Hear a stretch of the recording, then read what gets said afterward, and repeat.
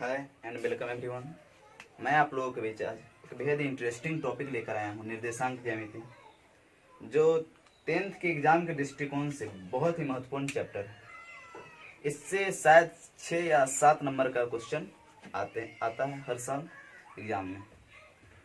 तो आपको घर पर बैठकर पढ़ाने का जो हम लोग सुविधा प्रदान कर रहे हैं, आप उस सुविधा का लाभ उठाइए और इस चैनल को, जो आरजे ठाकुर चैनल का नाम है स्पोकन क्लासेज, इसको सब्सक्राइब कीजिए और बेल आइकन को दबाइए ताकि हमारे नए वीडियो का आपके पास नोटिफिकेशन जाता रहे। और इसे ज़्यादा मात्रा में शेयर कीजिए ताकि जो बच्चे को ये सुविधा नहीं मिल पा रही उसको भी ये सुविधा मिल जाए और वो ये क्वालिटी एजुकेशन का लाभ उठा सकें। चलिए आज हम शुरू करते हैं निर्देशांक ज्यामिति। निर्देशांक ज्यामिति में हम किसी भी पॉइंट का अवलोकन करते हैं, किसी बिंदु का अवलोकन करते हैं, उसका एक्स एक्सिस से डिस्टेंस कितना है, वाई एक्सिस से डिस्टेंस कितना है, और इसका यूज नेविगेशन में किया जाता है, यानी लोकेशन में, किसी भी जगह का लोकेशन बताने में भी कोऑर्डिनेट ज्योमेट्री का यूज किया जाता है। इसका जो एप्लीकेशन है वो 11th क्लास जब आप IIT का प्रिपरेशन कीजिएगा तो उसमें ज़्यादा हो जाता है, लेकिन अभी हम 10th के सिलेबस को मद्देनजर रखते हुए स्टार्ट कर रहे हैं।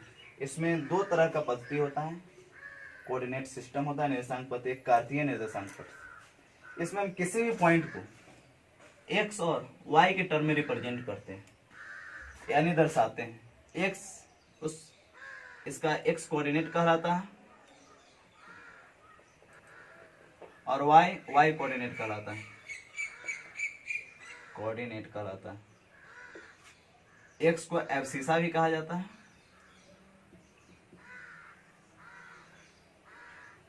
और वाई को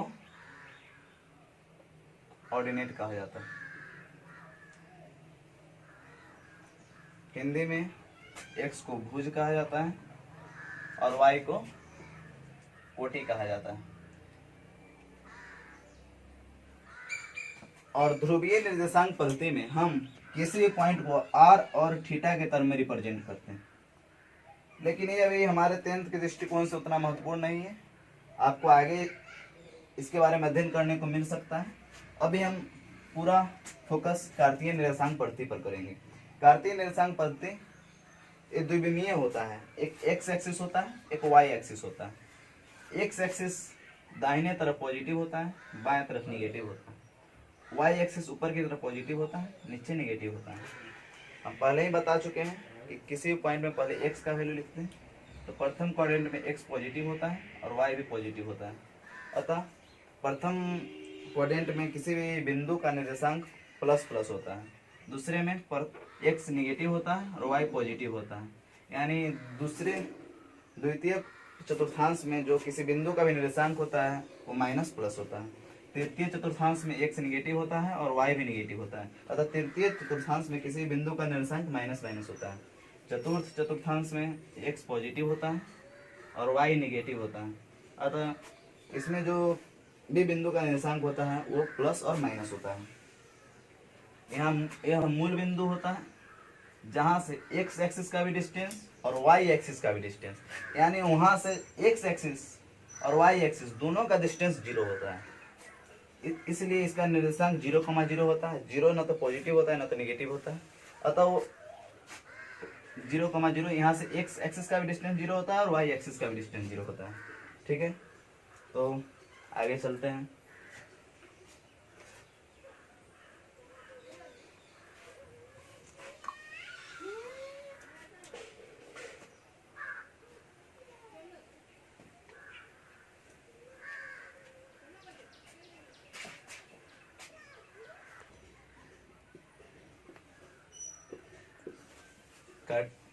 कार्टेशियन कोऑर्डिनेट सिस्टम में किसी भी पॉइंट को, मैंने पहले भी बताया है, एक्स और वाई के टर्म में रिप्रेजेंट करते हैं। मान लीजिए कोई पॉइंट फी, उसका जो निर्देशांक होगा एक्स कमा वाई, ये भी मान लिए एक्स कुछ भी हो सकता है, वाई कुछ भी हो सकता है। तो एक्स वाई ओरिजिन से एक्स जो होता है वाई एक्सिस से उस पॉइंट का डिस्टेंस होता है। ये वाई एक्सिस है और ये पॉइंट है, तो उस वाई एक्सिस से इस पॉइंट का डिस्टेंस कितना होगा, x होगा, और y जो होता है x एक्सिस से उस पॉइंट का डिस्टेंस होता है। तो मैं आप लोगों को बता देना चाहता हूँ कि कोई भी पॉइंट कोऑर्डिनेट सिस्टम में एक ही जगह हो सकता है। ये x कमा y ये नहीं कि यहाँ हो जाएगा, यहाँ हो जाएगा, यहाँ हो जाएगा। हाँ, डिस्टेंस सेम हो सकता है। अगर हम y एक्सिस से इधर x डिस्टेंस लें, फिर x एक्सिस से इधर y डिस्टेंस लें, तो ये जो पॉइंट होगा, मैंने आपको पहले ही बताया है कि पहले x का वैल्यू लिखा जाता है और x का वैल्यू इधर निगेटिव होता है, तो यानी कि -x हो जाएगा, और y क्या हो जाएगा, पॉजिटिव हो जाएगा। तो यहाँ पर x कमा वाई है, यहाँ पर -x कमा वाई है। तो अगर कोई पॉइंट, एक ही पॉइंट दो जगह है, तो वो दोनों पॉइंट एक ही जगह होगा। आपको ये बात थोड़ा अलग लग रहा होगा, जैसे x कमा अगर 1,2 यहाँ पर मान लीजिए एक पॉइंट है 1,1, तो 1,1 ये नहीं कि इधर हो जाएगा। अगर इधर सेम डिस्टेंस पर अगर हम यहाँ लें तो वो पॉइंट -1,1 हो जाएगा। तो कोई भी पॉइंट कोऑर्डिनेट सिस्टम में एक ही जगह होता है। ऐसा पॉइंट, हाँ डिस्टेंस सेम हो सकता है, दूसरे पॉइंट का x एक्सिस से y एक्सिस से डिस्टेंस सेम हो सकता है, लेकिन पॉइंट एक ही जगह होगा। तो मैं आप लोगों को क्वेश्चन देना चाहता हूँ।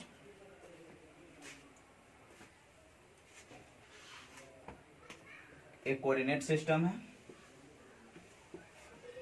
यहाँ पर क्या होता है, मूल बिंदु होता है, एक पॉइंट है 1,1 और एक पॉइंट है 2,1। ये दोनों के बीच की डिस्टेंस निकालना है। बहुत ही आसान क्वेश्चन है। देखिए, पहले यहाँ से हम ये y एक्सिस है, इसको रिप्रेजेंट कर दे रहे हैं। ये y एक्सिस है, y एक्सिस से इस पॉइंट का डिस्टेंस कितना है, y एक्सिस से किसी भी पॉइंट का डिस्टेंस उसका x कोऑर्डिनेट होता है। तो इस पॉइंट का x कोऑर्डिनेट 1 है, तो ये 1 हो जाएगा।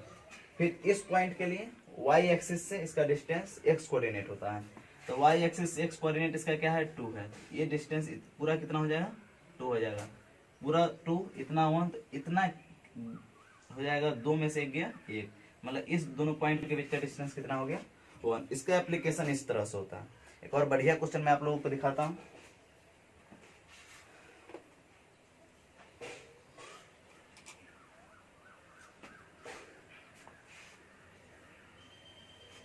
एक पॉइंट है 1,1, एक पॉइंट है 2,1 और एक पॉइंट है h,k।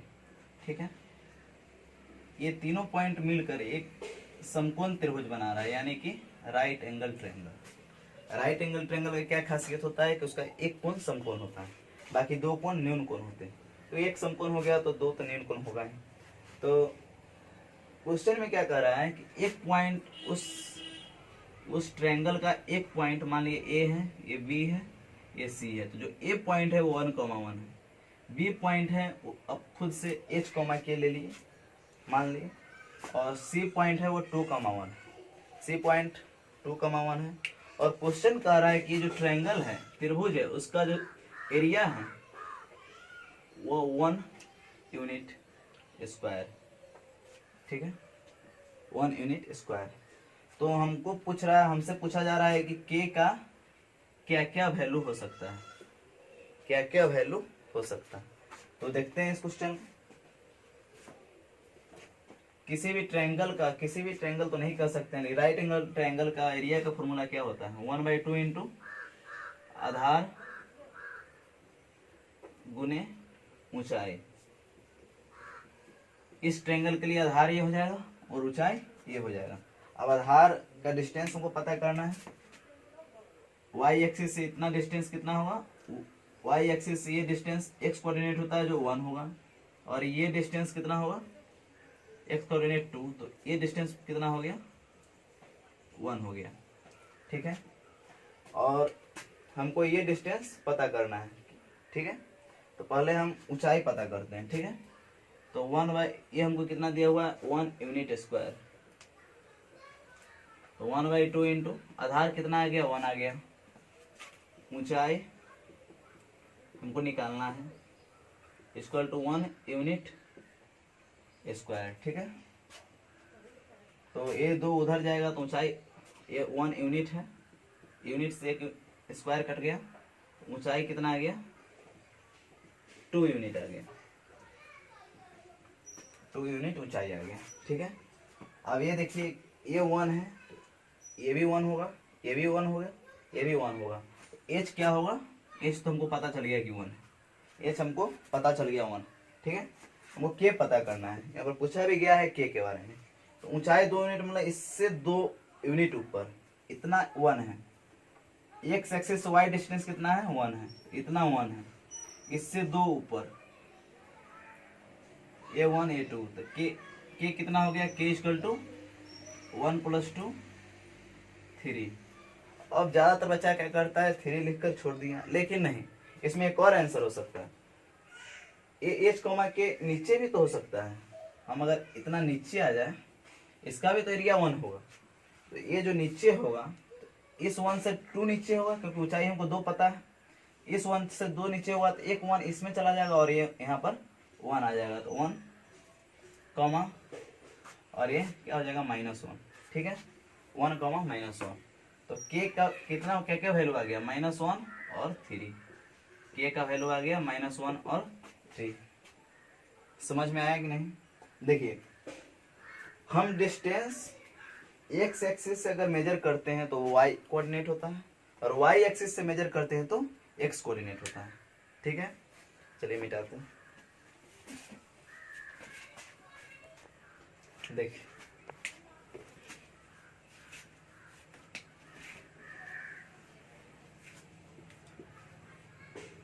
ये पॉइंट है P, x, y। ठीक है, तो हमें यहाँ पर डिस्टेंस लिखना चाह रहे हैं x कोऑर्डिनेट से, y कोऑर्डिनेट से, x कोऑर्डिनेट से इसका डिस्टेंस कितना हो जाएगा? y हो जाएगा। x कोऑर्डिनेट से इसका डिस्टेंस ये वाला होगा, और ये वाला क्या होगा? y होगा। और y कोऑर्डिनेट से इसका डिस्टेंस कितना हो जाएगा? x हो जाएगा। ये मूल बिंदु है। y कोऑर्डिनेट से इसका डिस्टेंस कितना हो जाएगा? x हो जाएगा। अब हम चाह रहे हैं कि इसका डिस्टेंस हम मूल बिंदु से लिखें। मूल बिंदु से इसका डिस्टेंस ये वाला हो जाएगा, हमको ये पता करना है। तो आप लोग राइट एंगल ट्रायंगल के बारे में जानते ही होंगे, पाइथागोरस प्रमेय के बारे में भी जानते होंगे। ये जो एंगल है 90 डिग्री है। ठीक है, 90 डिग्री के सामने वाला क्या होता है? कर्ण होता है। कर्ण होता है। कोई एक लंब, मान लिया कि ये एंगल थीटा है, तो ये हो जाएगा आपका लंब और ये आधार हो जाएगा। ठीक है, हमको क्या निकालना है? ये निकालना है, ये डिस्टेंस निकालना है। हमको पता है कि ये y है, ये x है, तो ये x है तो ये भी x हो जाएगा नीचे वाला, क्योंकि ये दोनों समांतर है आपस में, ये दोनों समांतर है, ये भी x हो जाएगा। तो हमको जो ये डिस्टेंस निकाल, मान लिए कि डिस्टेंस l है, तो ओरिजिन से यानी मूल बिंदु से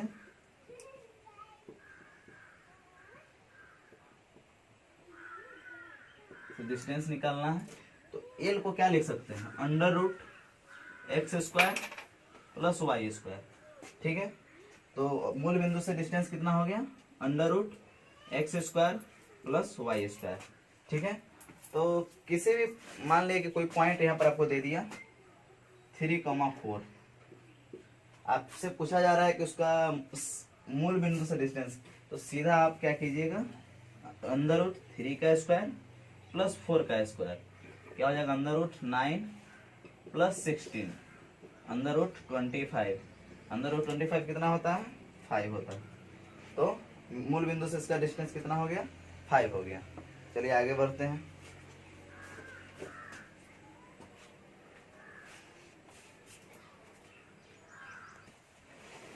हमारा नेक्स्ट टॉपिक है दूरी सूत्र यानी डिस्टेंस फॉर्मूला। अभी हम थोड़ा छोटा मोटा ऐसे कर 1,1 और 2,1 के बीच का डिस्टेंस निकालना बहुत आसानी से निकाल लेते थे, लेकिन जब कोई भी पॉइंट दे दिया, यहाँ पर x1, y1 दे दिए, x2, y2 दे दिए, तो फिर हम उस पॉइंट का डिस्टेंस कैसे निकालेंगे? तो हमको पता है कि ये डिस्टेंस कितना होगा। ये डिस्टेंस x एक्सिस से इस पॉइंट का डिस्टेंस, उसका y कोऑर्डिनेट होता है तो y2 हो जाएगा। फिर ये डिस्टेंस कितना होगा? x2 हो जाएगा। फिर इस छोटे वाले ट्रायंगल के लिए ये डिस्टेंस y1 हो जाएगा और ये डिस्टेंस x1 हो जाएगा। ये पूरा x2 है, x1। हमको ये डिस्टेंस निकालना है। तो हम क्या कर रहे हैं, ये पूरा में से इतना घटा देंगे तो इतना आ जाएगा। अब पूरा ओ भी अभी हम निकालना सीखे हैं कि ओरिजिन से किसी भी पॉइंट का डिस्टेंस क्या होता है। तो ओरिजिन से किसी भी पॉइंट का डिस्टेंस निकालने के लिए, ओ से बी का डिस्टेंस निकालने के लिए, ओ बी क्या हो जाएगा, अंडर रूट x2 का स्क्वायर प्लस y2 का स्क्वायर। ठीक है, ओ ए क्या हो जाएगा, अंडर रूट x1 का स्क्वायर प्लस x2 का स्क्वायर, सॉरी y1 का स्क्वायर। ठीक है, तो हम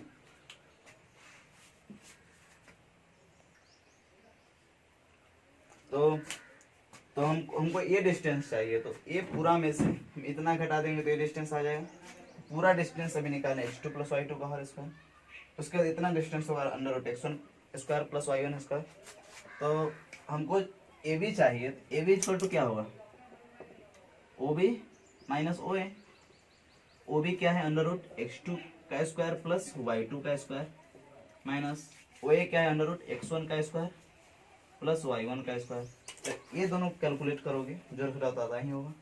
तो हम ये फॉर्मूला आता है under root x2 minus x1 का whole square plus y2 minus y1 का होल स्क्वायर। ये डिस्टेंस फॉर्मूला है जो कहीं भी लग सकता है। जैसे हम थोड़ा देर पहले बताए थे कि मूल बिंदु से किसी भी बिंदु का डिस्टेंस होता है under root x1 square plus x2 square plus y square.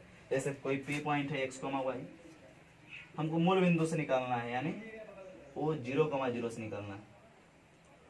तो हम ये फॉर्मूला लगाना चाहते हैं, x1 x है, x माइनस 0 का whole square plus y1 y है, y माइनस 0 का होल स्क्वायर। एक आ जाएगा under root x square plus y square. ये फॉर्मूला यहाँ पर भी फिट बैठ गया है। मतलब ये सब किसी भी दो पॉइंट के बीच का डिस्टेंस निकालने के लिए फॉर्मूला है। ठीक है, तो हम आगे चलते हैं, कुछ पॉइंट देते हैं, उसके बीच का डिस्टेंस निकाल कर आप लोगों को बताते हैं कि इसका यूज कैसे होता है। और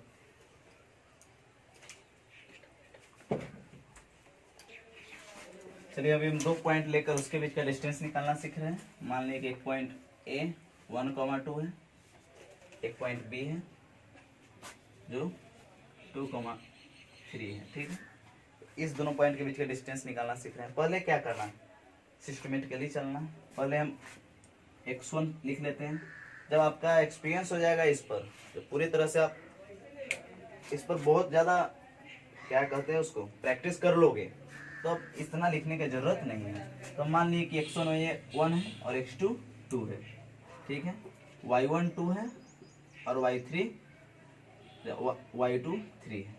तो हमको ए बी निकालना है, यानी ये दोनों पॉइंट के बीच का डिस्टेंस निकालना है। तो ए बी हो जाएगा under root x2 minus x1 का होल स्क्वायर, तो 2 माइनस 1 का whole square plus y2 minus y1 का होल स्क्वायर, तो 3 माइनस 2 का होल स्क्वायर। 2 माइनस 1 1 हो जाएगा, 3 माइनस 2 1 हो जाएगा, अंडर रूट 1 प्लस 1 यानी अंडर रूट 2। तो ये दोनों पॉइंट के बीच का डिस्टेंस क्या आ गया, अंडर रूट 2 आ गया। ठीक है, अब कोई और दो पॉइंट लेते हैं, जैसे -1,4 3,6। ठीक है, तो हमको ये दोनों पॉइंट के बीच का डिस्टेंस निकालना है। मान लीजिए पॉइंट पी है, क्यू। ठीक है, तो पहले हम क्या कहे थे, x1 y1 x2 y2 लिख लेना। तो x1 मान लीजिए कि -1 है। ठीक है, x2 3 है, y1 4 है और y2 6 है। ठीक है, ये दोनों पॉइंट के बीच का डिस्टेंस निकालना है। अंडर रूट क्या फॉर्मूला है, x2 माइनस x1 का होल स्क्वायर। x2 3 है, x1 माइनस 1 है, x2 माइनस x1 3 माइनस -1 का whole square plus y2 minus y1 का होल स्क्वायर। y2 क्या है 6 है, y1 4 है, तो 6 माइनस 4 का होल स्क्वायर। 3 माइनस माइनस क्या हो जाएगा, प्लस हो जाएगा, तो 3 प्लस 1 का होल स्क्वायर, 6 माइनस 4 2 हो जाएगा, 2 का होल स्क्वायर। 3 1 4 4 चौका 16 प्लस 2 का स्क्वायर 4 रूट अंडर 20। तो पी क्यू कितना आ गया, अंडर रूट 20 आ गया। तो इस तरह से यूज करते हैं इस फॉर्मूला को। एक आध क्वेश्चन और करते हैं, उसके बाद पता चल जाएगा कि कैसे करना है यूज। ठीक है। मिटाते हैं।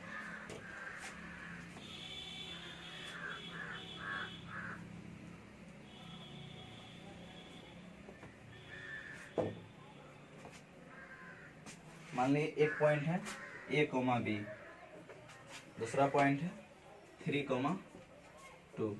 ये दोनों पॉइंट के बीच का डिस्टेंस निकालना है। बी नहीं, ए ही रहने देते हैं, ठीक है। ए पी है, ये क्यू है, तो पी क्यू निकालना है। पी क्यू क्या हो जाएगा, पहले क्या बोले थे x1, तो ये हो गया, x2 3 हो गया, y1 ये हो गया, y2 3 हो गया, ठीक है। तो पी क्यू हो जाएगा √3 माइनस ए का होल स्क्वायर प्लस, सॉरी 2 होगा, 2 माइनस ए का होल स्क्वायर, ठीक है। तो √3 माइनस ए, 9 माइनस 6 ए प्लस ए स्क्वायर प्लस 4 माइनस 4 ए प्लस ए स्क्वायर। यहाँ से हो जाएगा 2a square minus 10a plus 13। बस यहाँ पर रहने देना है। पी क्यू का वैल्यू ये हो गया, ठीक है।